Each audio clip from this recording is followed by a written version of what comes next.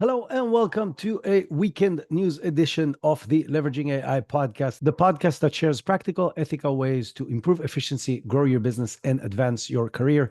This is Isar Metis, your host, and we have a jam-packed week of news today, including a significant decline in the cost of using advanced AI models, release of a few new open source models from some interesting sources, and the departure of three key figures from OpenAI. Two of them are founders. So lots to talk about. So let's get started. And we'll start with the big news from OpenAI.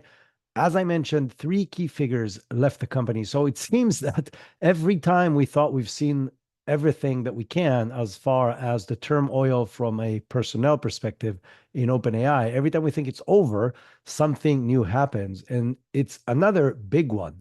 So two of the co-founders, one of them is John Schulman, which has been with OpenAI from the beginning, one of the researchers behind a lot of the stuff and the systems and the capabilities that we know, is leaving to Anthropic. So OpenAI's largest competitor from the closed source world, other than Google. And he's leaving to Anthropic, saying that he wants to focus more on super alignment, which means on AI safety, which is the area that got maybe the biggest hit in OpenAI with Ilya Sutskever and Jan Lecky, which has left after running that division. And that division more or less dissolved.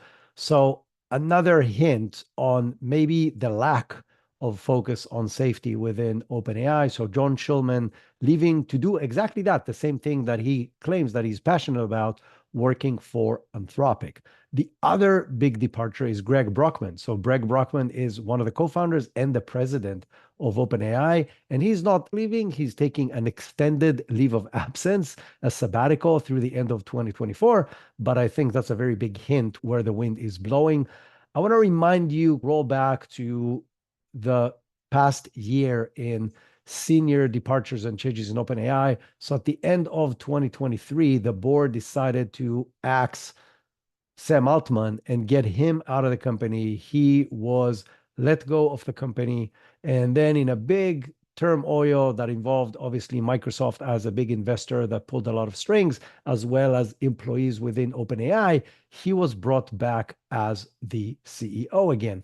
One of the people that supported him very strongly was Greg Brockman, who was the president before that and resigned from his position following the oust of Sam Altman. And he was brought back and reinstated as president when Sam got back as well. So his departure is very interesting from a politics perspective because he was a very strong ally for Sam Altman. No information was released from OpenAI itself. The third big figure that left is Peter Deng. Now, that's a less known name, but he's a very interesting position. So Peter was brought in November of 2023 to lead product development in OpenAI. He has deep experience in running product leadership at Meta, Uber, and Airtable. So he was brought in basically to help OpenAI commercialize and build better products. And he's leaving less than a year after coming over. Is also not a good sign for top leadership in the direction that OpenAI is taking. So out of the original 11 founders of OpenAI, only 3 are left in the company. One of them, and the most important one, is obviously Sam Altman. Everybody else left, many of them in this past year. Another big change that happened from a safety perspective in OpenAI recently that we talked about was Alexander Madry, that was leading the safety team, was reassigned to another role. So overall, lots of big senior changes in OpenAI. This is never good news when the core leadership of a team is either leaving or changing places, and especially moving to the competition, and a few of the people moved to Anthropic. It's never a good sign. Now, I don't know what that means to OpenAI. We talked last week about their very, very significant and deep losses that they're expected to experience this year. The assumption is about $5 billion in loss. It will be very interesting to see where that leads the company and how much that turmoil is going to impact its performance. But let's dive into some additional details about OpenAI, and that's going to show you where they are, maybe more both from a technical perspective as well as from a business perspective. If you remember, a couple of weeks ago, there was a rain of new models and new faster models and cheaper models. And I told you that one of the things that I'm very curious about is where does that lead from a business model perspective? When models are getting better and better, and at the same time, cheaper and cheaper to operate, A, because smaller models can outperform very well, and B, because there's fierce competition, and a lot of open source models are coming into the market that are highly capable. Where does that leave companies like OpenAI and Anthropic that are trying to run a closed sourced enterprise level solution for this universe of AI solutions? And I don't have a good answer, and I don't know if there is a good answer. But as of right now, there are serious signs that the competition is only getting stronger. So OpenAI, without announcing it, just cut the costs of using GPT-4o by 50%. So there's a new model that was just released. It's called GPT-4o 2024-8-06. That basically states the dates when it was released. It is supposedly slightly better than the previous GPT-4o, and it's 50% cheaper to use through the API. This comes obviously from significant pressure by the new models by Meta Llama 3.1, which does very well, and it was cheaper than that, and Gemini 1.5 Pro, that is cheaper than that, and from Anthropic 3.5 Sonnet, which is a very capable model that is roughly priced the same way. So this new model comes to make OpenAI GPT-4o more competitive to developers to keep on using. They also cut the cost for fine-tuning GPT-4o mini. So I mentioned last week that they've now enabling companies to fine-tune GPT-4o mini, again, to compete with open source model that are becoming better and closer to its capabilities. They've cut the cost for that dramatically as well and increased the capabilities of the model. So now the data for training can be up to 65,000 tokens, which is significantly more than it was before. That said, the fine-tuning functionality currently only exists for the text functionality and not for images. So they're dropping their prices dramatically. Now, in addition to that, there's some other interesting news that are coming from the OpenAI direction. As we all know, they've been training and working on GPT-5 for a very long time. Nobody's really telling us what's in GPT-5 or when exactly it's going to be released, other than a lot of rumors and hints from Sam Altman saying that the current models that they have is quote unquote, embarrassing at best. And so they're working on something much bigger, but they have been releasing more and more capabilities on the side. So the voice capability that has been rolling out to a few test users, and we're going to talk more about that in a minute, as well as demoing of video capabilities and so on. This could be our keyhole to look into the room of GPT-5 and starting to understand some of the capabilities that it's going to bring to us. So maybe that's part of the strategy, and that's what OpenAI has always done, is just releasing bits and pieces of things and iterating through its releases versus one big release of everything. I still think there's going to be a release of GPT-5, but we might be looking at some of its capabilities already through these iterative things.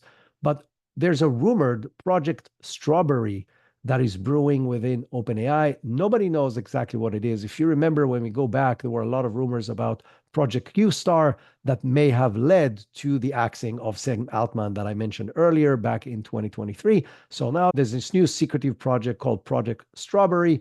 And Sam Altman tweeted this week an image of strawberries. And all he wrote was, "I love summer in the garden, but with strawberries." Everybody obviously jumped into conclusions that it has to do something with Project Strawberry that might be really soon. So we'll keep you posted once we learn what that is. In parallel, a new model appeared on LMC's chatbot Arena, which is a platform we talked about many times before that allows users to rank models based on their performance at a blank test. So you basically give it a score, running two side by sides, picking the one you think is working better. And this is how they rank AI models based on actual people's usage without people knowing what they're using. In my perspective, this is the most relevant leaderboard right now. So a new model called Anonymous Chatbot showed up there, and it's actually doing pretty well. And the model itself, when asked what model it is, it's claiming it's based on GPT-4 architecture. OpenAI has done stuff like that before, basically released models, not taking responsibility for them or claiming them as theirs, but testing them on the chatbot arena to see how they perform. So multiple things are brewing in the back end. despite everything that's going on the personnel level and the price wars with the competition, which we're going to talk more about in a minute. Now, two interesting things that have been in the back end that OpenAI has been talking about. One is they've been working on a invisible text watermarking for everything that they're generating. That's basically a way for them to allow other organizations to detect any text that was generated by any ChatGPT models. All it does is it makes slightly small changes to the pick of words from the algorithm that they can be redetected by their own detection tool. So from one perspective, that's interesting because it will allow us to detect what ChatGPT creates. But there are apparently several different problems with that. One is it's not the only model. It can only detect what ChatGPT has created. Two is that they're afraid that bad actors can circumvent that change in the algorithm and hence still allowing the wrong people to create text that nobody knows was created with ChatGPT. And they have an issue with the fact that it's disproportionately impacting non-English speakers. So people who speak English can write English very well. So their need to use a tool like ChatGPT to help them write in English is significantly smaller than people who are non-native English speakers.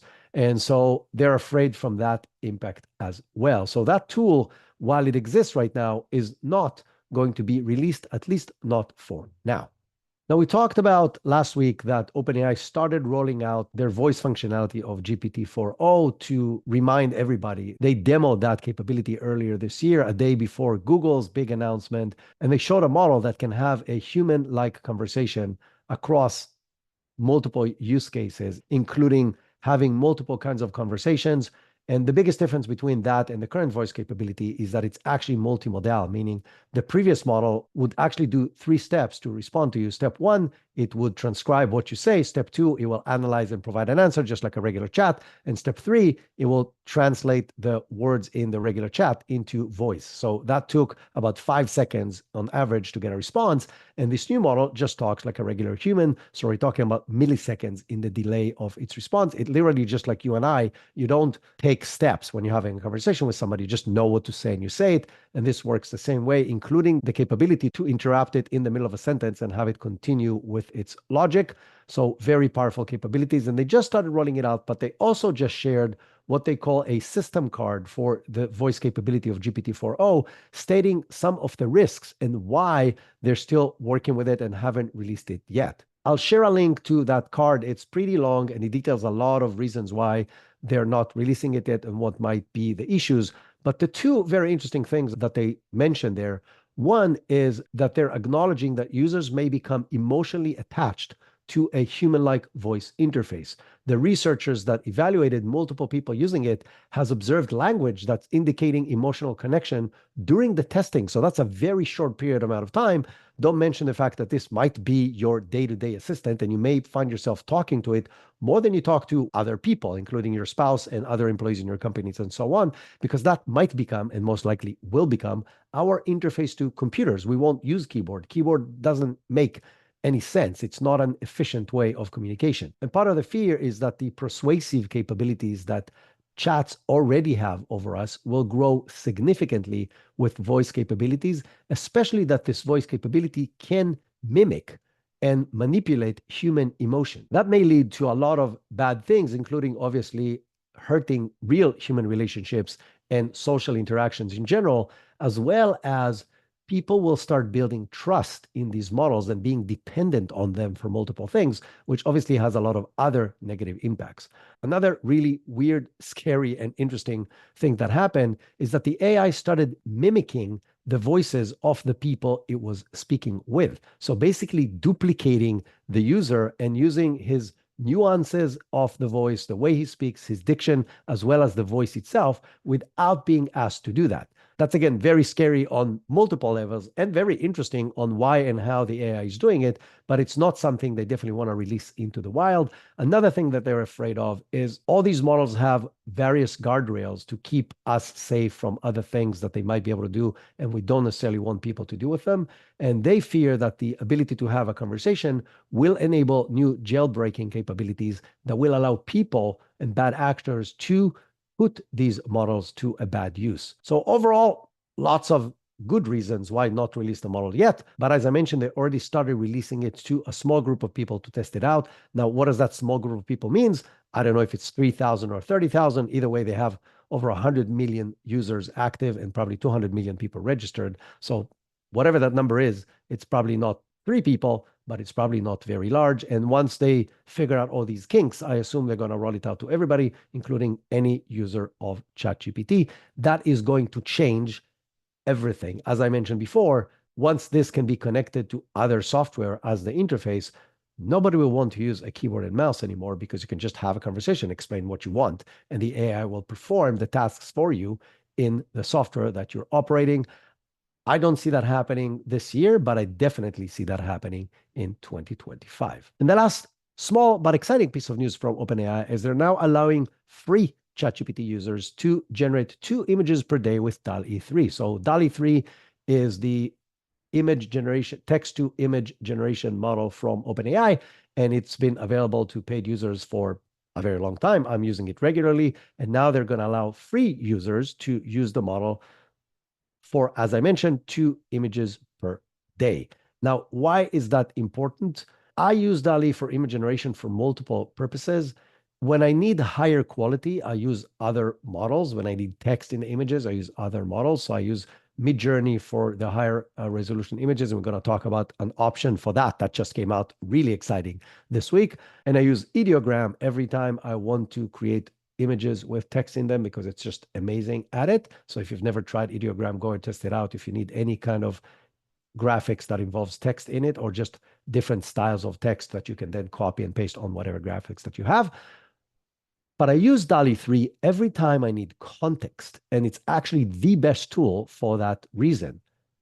So it's the best tool when that is your need. So let me explain 2 specific use cases. Let's say you're developing a presentation for whatever business need. So I'm working on my presentations and brainstorming what needs to be on different slides and researching things using ChatGPT. But then at the end of this, because it has a very deep understanding of my target audience and who I am and what I'm trying to achieve and what's the goal of the presentation and what is the flow of the presentation, because I've worked on the presentation together with it, I can ask it to recommend what kind of images should go with each slide, ask it to explain to me in text what those might be. Then I pick the one I like. I make whatever modifications I want by explaining what modifications I want.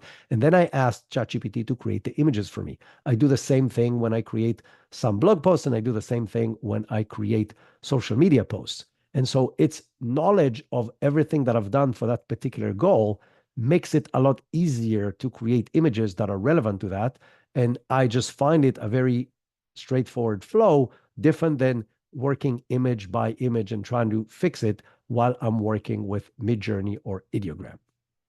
So as I mentioned, if you have the free version, first of all, I suggest paying for the full version. It's the best 20 bucks a month you've ever going to invest in any piece of software. But if you don't want to do that, you can get access to 2 images per day on ChatGPT free version. And the last piece of news from OpenAI actually doesn't come from OpenAI, but directly related to them, comes from Elon Musk. So if you remember, Elon Musk sued OpenAI a while back, and he dropped the lawsuit a couple of months ago without explaining exactly why. But the previous lawsuit was about the fact that they're betraying their fiduciary responsibility as a nonprofit organization.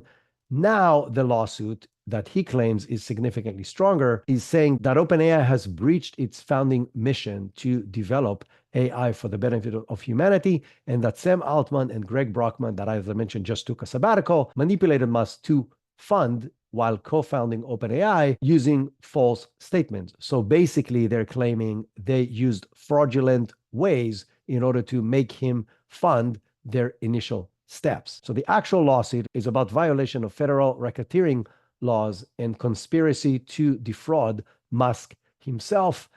It was pretty obvious in the previous lawsuit that he's going to lose, especially after OpenAI shared that he himself suggested to buy and basically roll OpenAI into Tesla. So his suggestion that moving OpenAI from a non-profit organization to a for-profit organization is something he personally suggested and was trying to pursue. So he dropped that lawsuit, and now there's a different version of it. There's a lot of bad blood between Elon Musk and Sam Altman, specifically about the role of OpenAI in the universe that, as I mentioned, Elon Musk was a co-founder of and wrote some of the original and probably bigger checks in the beginning of the company. Now, where's that going to go? I don't know. As I mentioned, there's a lot of turmoil going on in OpenAI right now. That's just adds some fuel to the fire. I don't think he's going to win this lawsuit because I think it's going to be very hard for him to prove that they were planning this thing all along versus this is how it evolved. But that being said, as I mentioned, that's going to make the whole thing more interesting, and I will report to you as things progress. Now, I mentioned earlier that OpenAI slashed the cost of ChatGPT to keep them more competitive in this highly competitive market. They don't live in a vacuum, and Google immediately the next day slashed the prices of Gemini 1.5 Flash model. So Gemini 1.5 is their smaller model, and they just cut its cost by 80% starting on August 12th. So it's not yet available, but the new pricing is going to be 0.75 cents per million input tokens and $0.3 per every output tokens. That's going to be 50% cheaper than OpenAI's GPT-4o mini, which is their smaller model. That being said, from a capability perspective, GPT-4o mini is performing significantly better than Gemini 1.5 Flash. And when I say significantly better, on most benchmarks, it's doing much better. And GPT-4o mini is also performing much better on the chatbot arena we mentioned earlier. It is currently ranked number 3, just after GPT-4o, its bigger brother, basically. So the GPT-4o and GPT-4o mini, they're very close on the ranking, which tells you that GPT-4o mini, being a smaller, much cheaper model, is probably the best way to go right now if you're looking for something fast and small. And number 1 is still, by the way, Gemini 1.5 Pro, so the latest big model from Google. But Google's small model, Gemini 1.5 Flash, is only ranked number 17 on the list, so very far behind. So from a capability perspective, Gemini 1.5 Flash is still behind GPT-4o mini, but it's going to be much cheaper than it to use. So I'm sure developers will find the right use cases for each of them. But as you can see, this competition is intensifying, especially when there are more and more very capable open source model like Llama 3.1 that was released 2 weeks ago, as well as other open source models, which we're going to talk about later on in this news episode. Now, to put things in perspective for a minute with this whole down spiraling price competition, there was a very interesting article by David Kahn from Sequoia, and he wrote a post called the $600 billion question. This is actually a follow-up from an article he wrote in September of 2023 called The AI's $200 billion question. And basically what he's showing is in order to get positive returns on the huge investments that these companies are making on chips, he's not even talking about the rest of the infrastructure. These companies jointly need to make, as of right now, $600 billion in revenue. They're not even in the ballpark. So if you remember last week, we talked about the revenue from OpenAI. OpenAI will probably make this year anything between $3.5 and $4 billion. Google has not shared yet what kind of new revenue it's generating from AI, but even if it's in the same ballpark and the same with Microsoft, we're talking about double digits in the teens from all these companies combined, even if you throw in Anthropic and some of the other companies. And they need to be making 600 billion instead of 12 or 16 or even 20 if you go wild with your assumptions.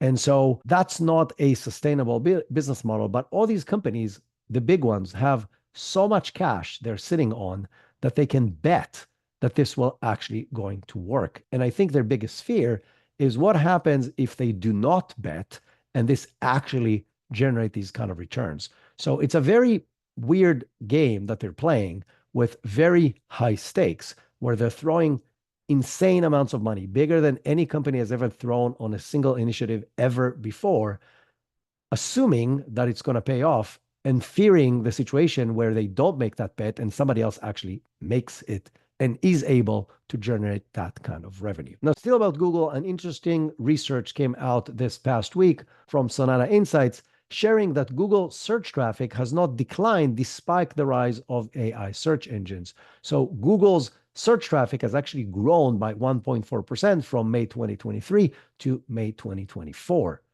Now, that's despite the fact that Perplexity, that I'm a very big fan of, that is probably the most capable AI search engine right now, has grown 42% from earlier this year to now. But that's still a very small number of searches compared to Google's complete dominance in search. So people have been searching Google 290 times more than people have been searching Perplexity in May of 2024. So that's a very recent data that kind of shows you the trend. In addition, Google users perform about 200 searches per user per month, while Perplexity average user performs about 15 searches per month.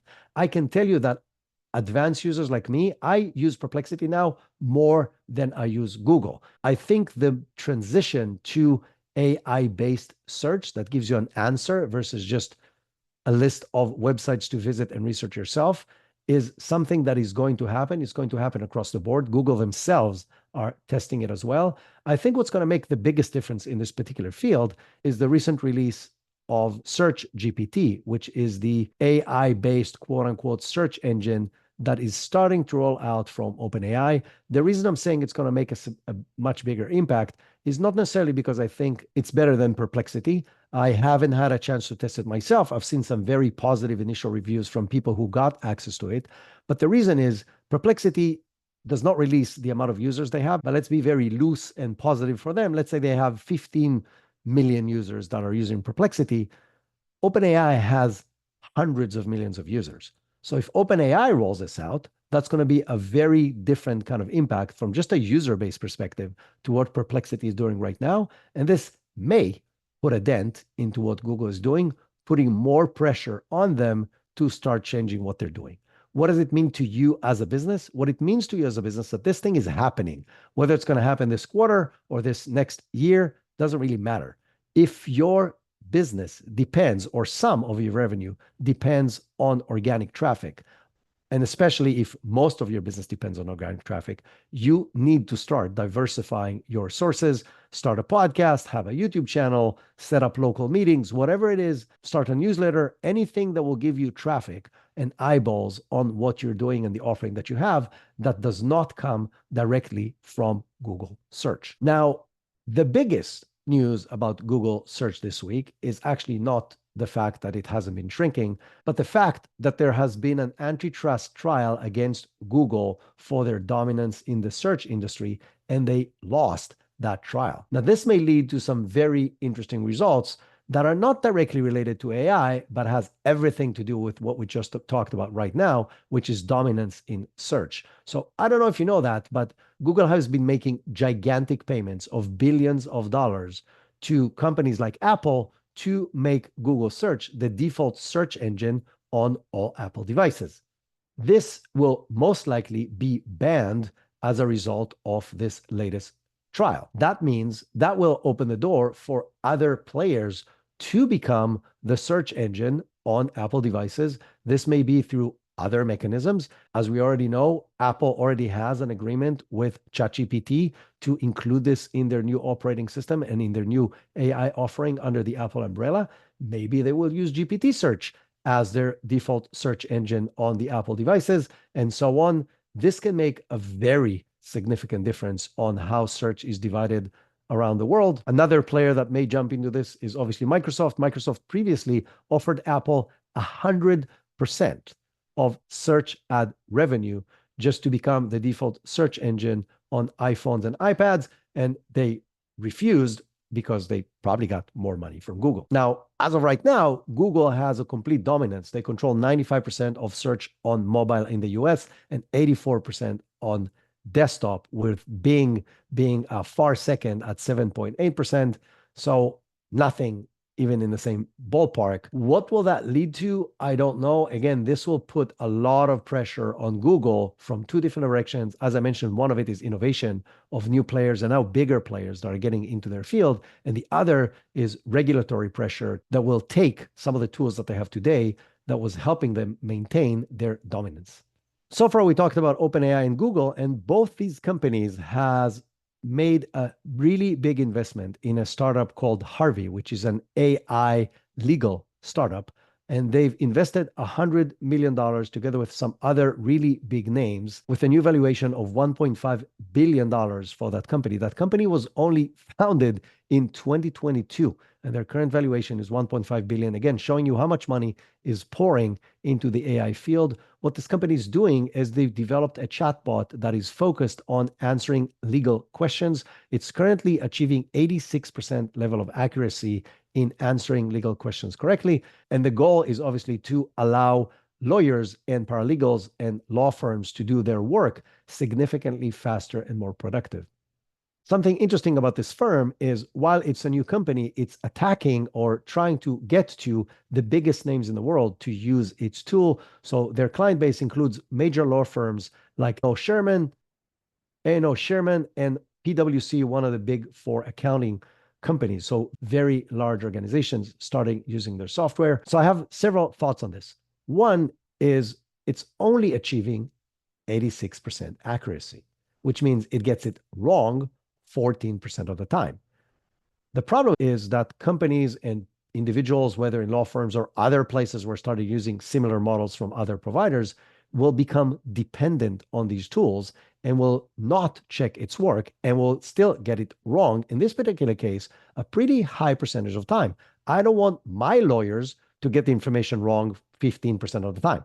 I want them to get it correct 100% of the time. So 14% getting it wrong in a law firm is really bad. It's very different than I'm writing a blog post and it's not 100% perfect.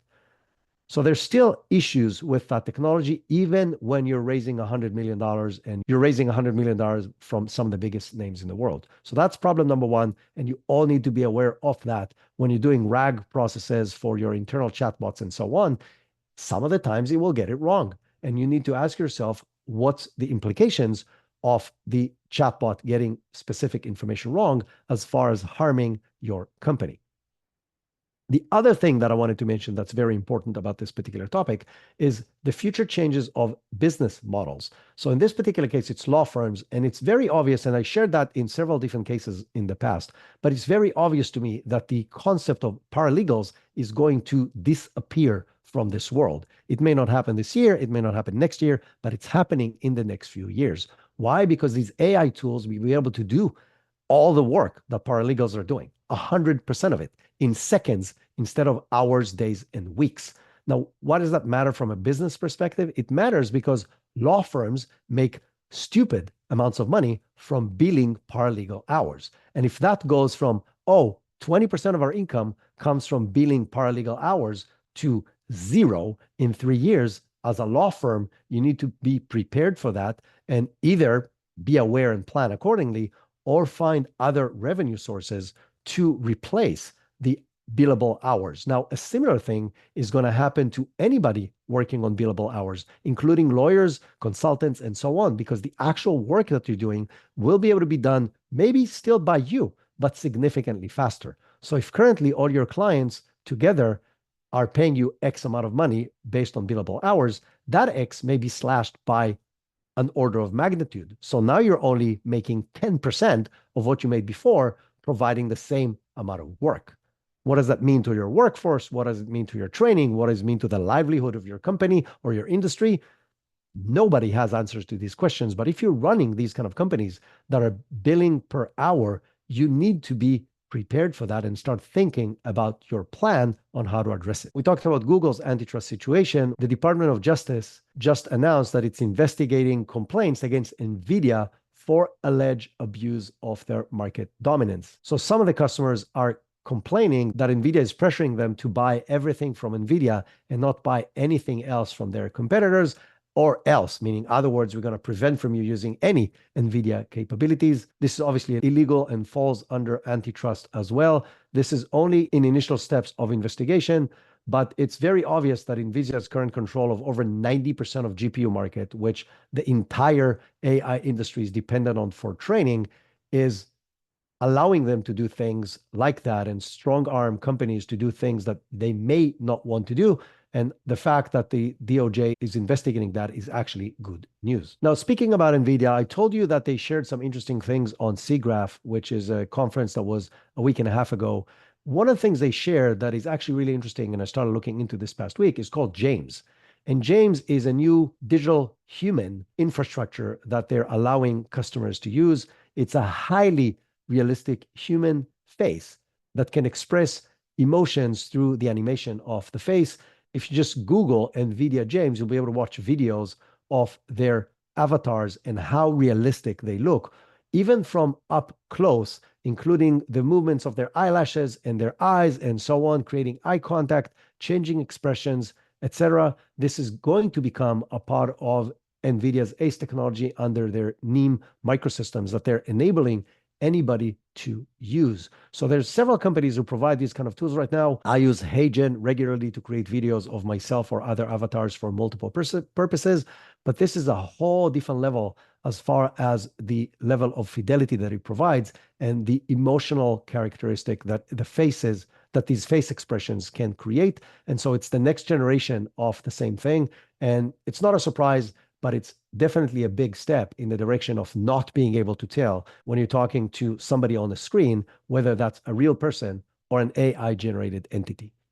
Going back to what impact that can have in the business world, virtual assistants, customer service agents, sales agents, game characters, like you name it, there's multiple industries who are going to go through significant changes that will take away jobs of millions of people, because if you don't need customer service agents anymore, because these tools can be emotional, look human, and be connected to every data source, know everything, and be able to change anything for the user in seconds, speak any language, and never sleep, and cost significantly less than having a customer service agent. That's very obvious where this is going. If you remember earlier this year, Klarna started implementing a chatbot that did the work of 700 full-time employees. So this is just step one in this direction. And as I mentioned, the implications of this on the workforce and society are significant. And I don't think anybody is thinking about what that means to us overall. Now, from my perspective, the most exciting news of this week, because I'm a geek and I like playing with AI tools and I really like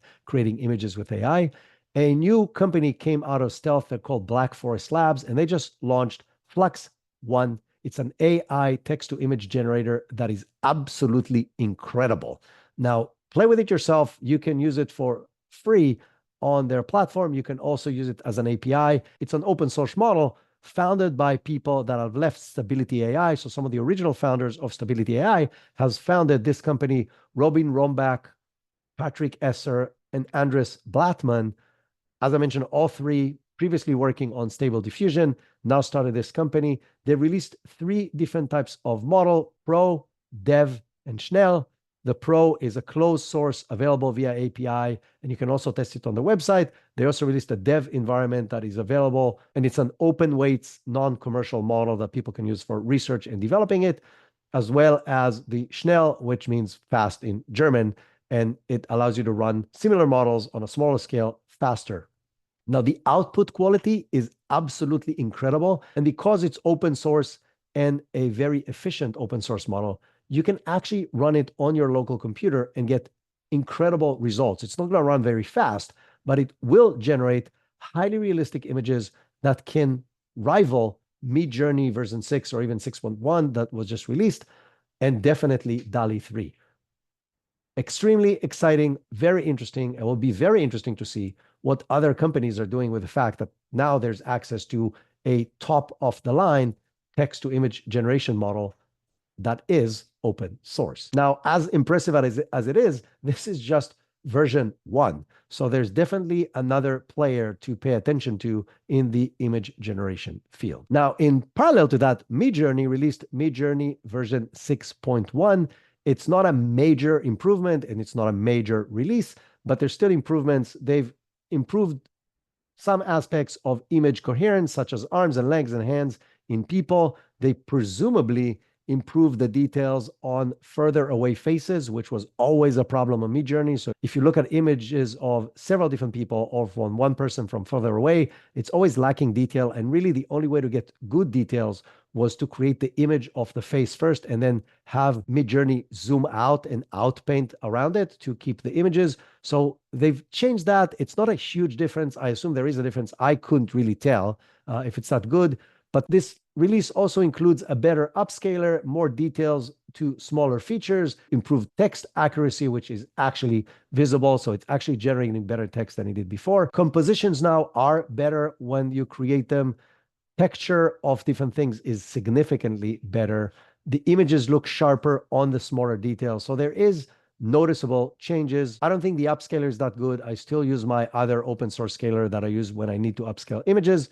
But overall, a better version from Midjourney. And again, from anybody who's using Midjourney to generate images, it's a nice step in the right direction.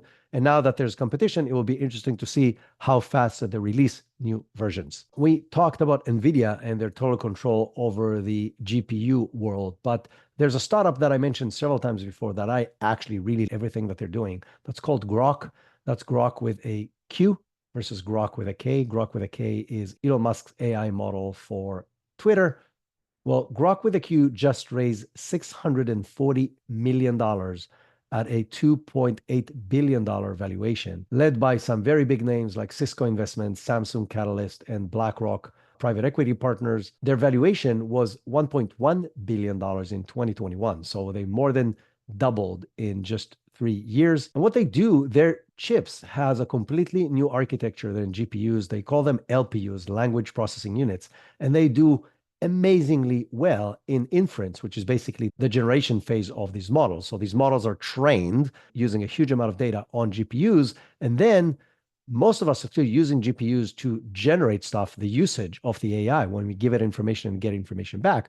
But this new architecture actually does it between 10 to 1,000 times faster, depending on the use case, than the GPUs are doing it, while consuming significantly less electricity.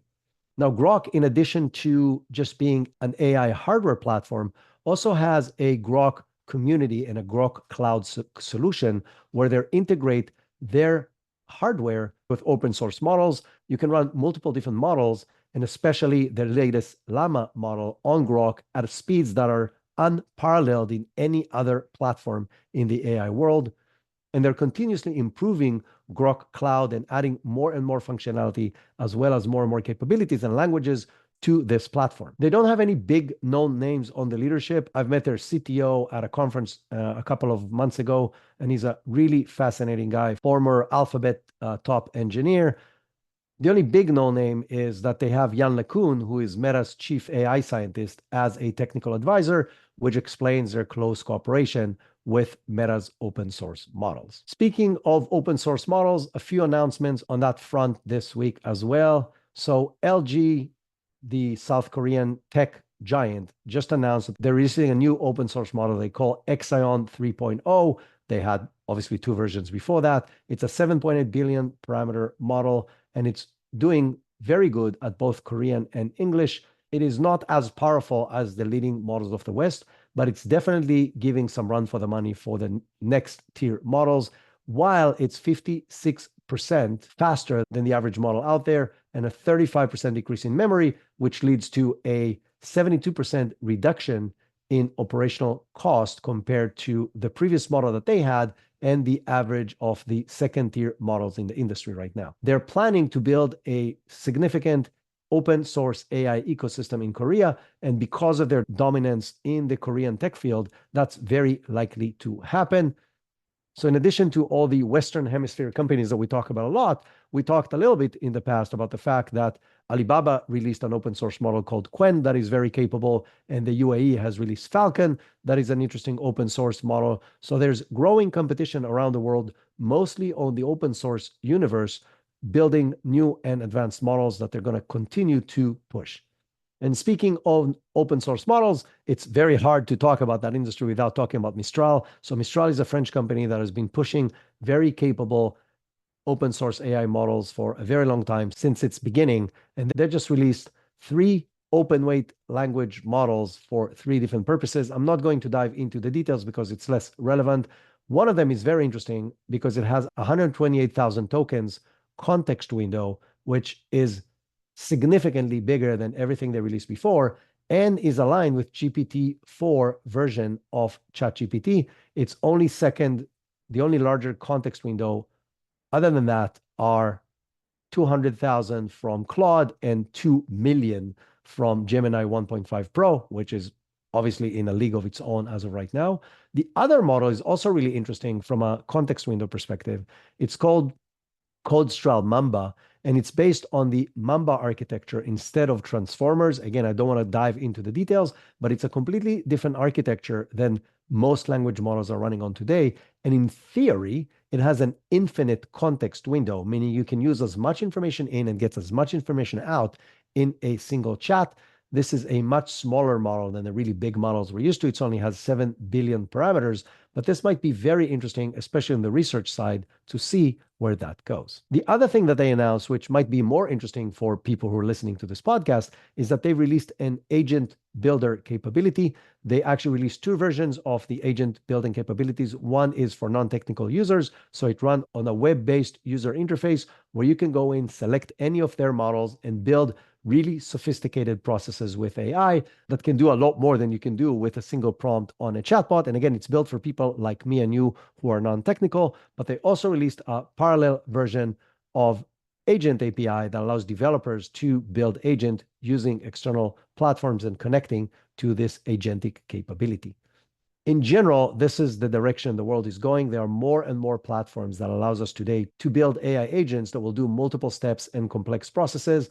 The disadvantage of doing it on a platform like Mistral is that you're limited to their models. When if you're doing it on a third-party platform, you can actually pick and choose different models for different steps of the agents that might be better suited for the simple tasks in each and every one of the steps when the overall process becomes more efficient, faster, cheaper, etc. And the last piece of news is just interesting to me more than anything else. And it is the fact the researchers tested an AI capability to grade K through 12 test exams of open text. And I'm quoting, LLMs can mark open text responses to short answer questions across various by subject areas and grade levels. We found that GPT-4 performance with minimal prompt engineering was in line with the performance of expert human raters. Going back to what I said before, I see a huge opportunity for AI to completely revolutionize education, changing it from a class-based to personal-based, where the teacher should become a mentor versus the one trying to teach 20 to 35 students in the same classroom, where each and every one of them has individual needs.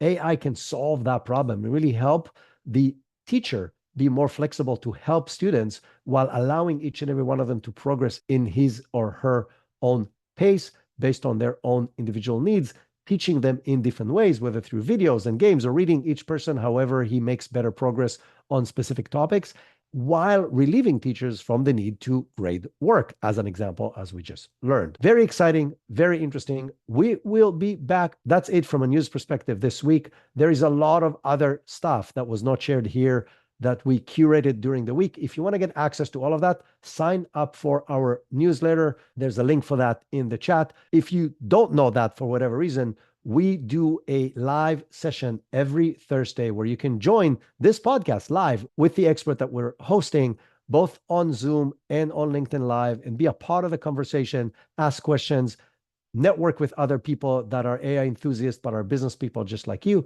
So you can do that on our website. And again, there's a link in the show notes. You can open it right now and do that. And every Friday, we do AI Friday Hangouts, a really cool group of people that is a very laid back, non-formal environment that happens at Friday, 1 p.m. Eastern, where we just get together and talk about what we've learned in AI in business this week, different systems, different tools, answer questions, and help each other make progress in the AI revolution. So if you want to join that, again, the link is going to be in the show notes. You can open your phone or your computer right now and click on the link and sign up to get notifications when these happen. These are totally free, and you are welcome to join us. And the last request, if you have been enjoying this podcast, if you're learning from it, please share it with people. Literally open your phone right now, click on the share button, and share this podcast with a few people you know that can benefit from listening to us and the information that we're sharing. And while you're at it, when you have your phone in your hands and you're already on your podcasting app, please rate and review us on your favorite platform. That helps us reach more people, and that could be your role in helping share AI literacy in the world. I would really appreciate if you do that. And until Tuesday, where we're going to have our next expert session, have an amazing weekend.